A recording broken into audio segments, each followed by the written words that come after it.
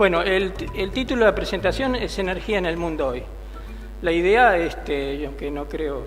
tener las mismas condiciones didácticas de Gambina, espero que entiendan y dar un panorama muy general de cuál es la situación de la energía en el mundo. Tengo como antecedente algunos trabajos hechos por el ingeniero Freda y el contador Calleja para publicaciones de FETERA, y algunos de estos no voy a dar crédito de las cifras porque, bueno, sería alargar la exposición. Pero tenemos que entender que la población mundial crecerá en las proyecciones cerca de un 30% en este siglo, es decir, del 2000 hasta el año 2000, no en este siglo, sino en la primera cuarto de este siglo, del 2000 hasta el 2025, un crecimiento de alrededor de 1.700 millones de personas. Y ese 60% de crecimiento va a estar concentrado en los países es decir, va a tener fuerte incidencia el crecimiento en los países asiáticos, básicamente en China, India, el sudeste asiático. Países de gran población y países que están creciendo económicamente, junto a otros tantos países de población importante como Brasil, hablamos de Indonesia, hablamos de Rusia,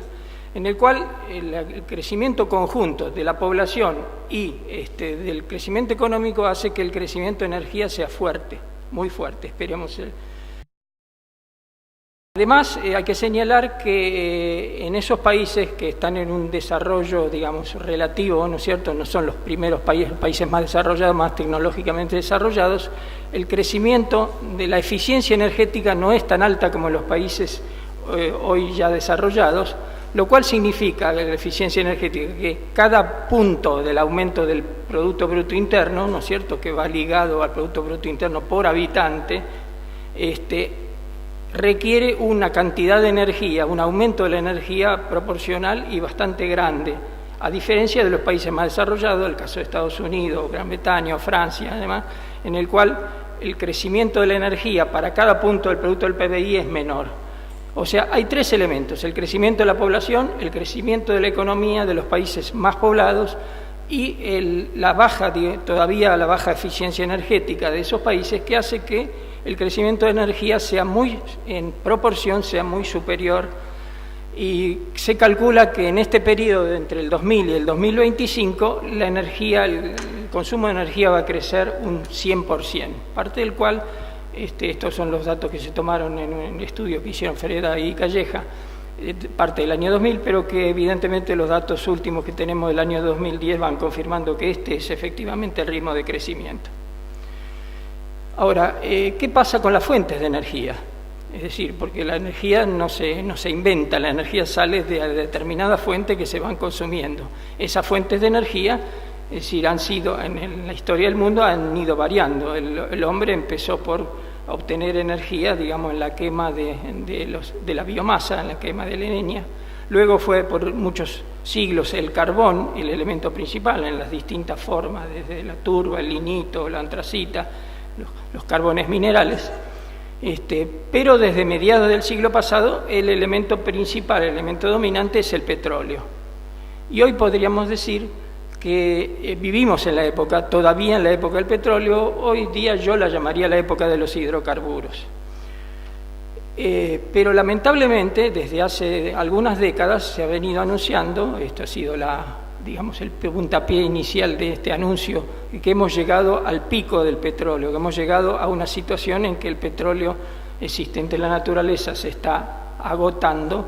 Ese fue el anuncio principal del geólogo estadounidense Hoover, que indicaba que va a llegar en determinados momentos, por lo menos en algunos él lo pronosticaba con ciertos elementos, ¿no es cierto?, concretos y datos concretos en Estados Unidos y en el conjunto del mundo, se iba a ir produciendo ese momento de pico, que significaba que una vez agotado la mitad de las reservas, digamos, los recursos de petróleo disponibles, la producción iba a empezar a decaer.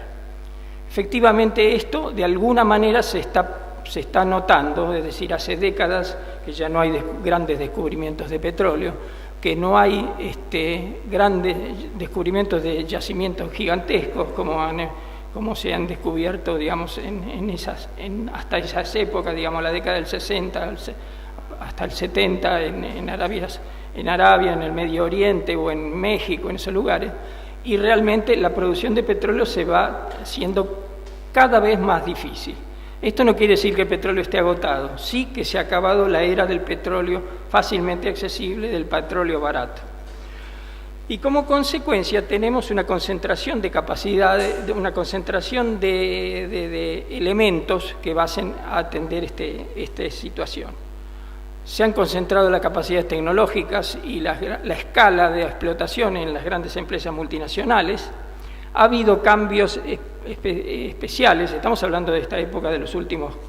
30 o 40 años, el avance del dominio de las empresas estatales en la posesión de los recursos, el desarrollo del comercio del petróleo y demás, y la gran extensión del transporte, la conversión del gas en una commodity, es decir, un elemento que se puede comerciar en distintos lugares del mundo y donde hay, digamos, fijación de precios en determinados lugares, y que además han crecido las zonas estratégicas, tanto por los yacimientos o por el transporte, ¿no es cierto?, la comercialización. Es decir, hace 70 años nadie hablaba de Afganistán, ¿no es cierto?, como un lugar, ni el del Medio Oriente como un lugar, salvo, digamos, algunos productores, pero ciertos lugares y ciertas posiciones, como los grandes pasos del transporte marítimo, de los estrechos del Mandebo, de Hormuz o del estrecho de Malaca, se han convertido en puntos estratégicos de la industria energética por el hecho de tener una posición expectante en cuanto al desarrollo del comercio. ¿Cuáles son los elementos con que el mundo y la industria nuclear, la industria energética, digamos, está recurriendo para limitar y para enfrentar esta crisis del petróleo fácil y barato? Bueno, se han desarrollado métodos nuevos y yacimientos, digamos, especiales, ¿no es cierto? Y ahí tenemos el aumento de la explotación offshore, de la explotación marina, la explotación de las arenas y bituminosas, la explotación de los esquistos, es decir, lo que llamamos el shale gas y el shale oil, y otras regiones que antes no se exploraban y que son, digamos, son santuarios de la naturaleza, pero que están cayendo dentro del comercio petrolero, el mar del Ártico, ¿no es cierto?, y las regiones más inaccesibles están siendo investigadas e invadidas por la industria petrolera y hidrocarburífera. Y paralelamente, está aumentando el consumo de carbón, que está todavía muy abundante en la naturaleza, sigue siendo la fuente primaria más evolucionada. Se desarrollan las energías renovables, creo que acá Lugarini se va a referir a ello, pero el gran desarrollo que han tenido en varios países buscando cambiar la matriz energética de la eólica a la solar, y los biocombustibles, que son realmente un problema muy particular y que creo que hay que atender con mucha cuidado, digamos, su desarrollo. Y la continuidad de la energía nuclear, que a pesar de todos los inconvenientes, los llamados, entre comillas, accidentes y el rechazo de cosas, va a seguir un crecimiento continuado. Si tuviéramos el gráfico, podríamos ver de que realmente el porcentaje de petróleo que se está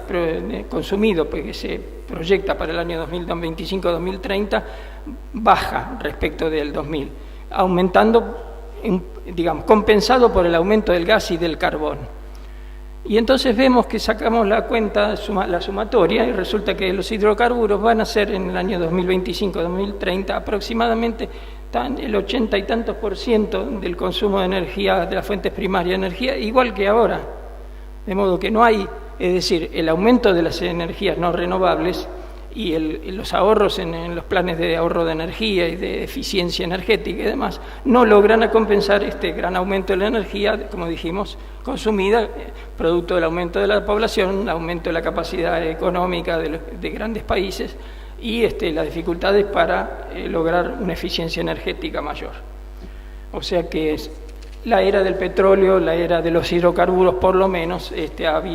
ha aumentado, digamos, su vida, a pesar de que el petróleo en sí, es decir, se ha puesto, digamos, más difícil. El otro aspecto que vamos a tener que considerar en esta proyección es el problema del medio ambiente. Hay mucha preocupación, muchas declaraciones, el consumo, la quema de hidrocarburos es una de las causas principales de los efectos invernadero y también parte de la lluvia ácida, pero las prácticas internacionales y evidentemente el desarrollo del comercio nos muestran, ya llevamos no sé cuántas reuniones internacionales después de Río 92 y de los acuerdos de Kioto y demás, y salvo el esfuerzo que han hecho realmente algunos países europeos y demás, el grado de emisión de CO2 y de gases de efecto invernadero, los responsables del cambio climático, no baja y evidentemente están superando todos los límites que se habían puesto, digamos, más o menos voluntarísticamente, digámoslo así, de no pasar en 2030 o en el 2050, no recuerdo la cifra, del aumento de 2% en la temperatura global. Todo indica de que vamos mucho más allá de eso y que el aumento puede llegar en la proyección del consumo actual a más del 3,5 grados, con todas las digamos, consecuencias que sabemos que se están pregonando de aumento del caudal de los mares, de desaparición de islas, etcétera, etcétera, desplazamiento de cultivo, etcétera. Bueno, este es el panorama global. ¿Qué pasa más cerca de la Argentina? Bueno, nosotros hemos sufrido en América Latina durante el siglo pasado varias décadas en distintos grado, ¿no es cierto?, las políticas neoliberales en economía y que se han reflejado, por supuesto, en la política energética.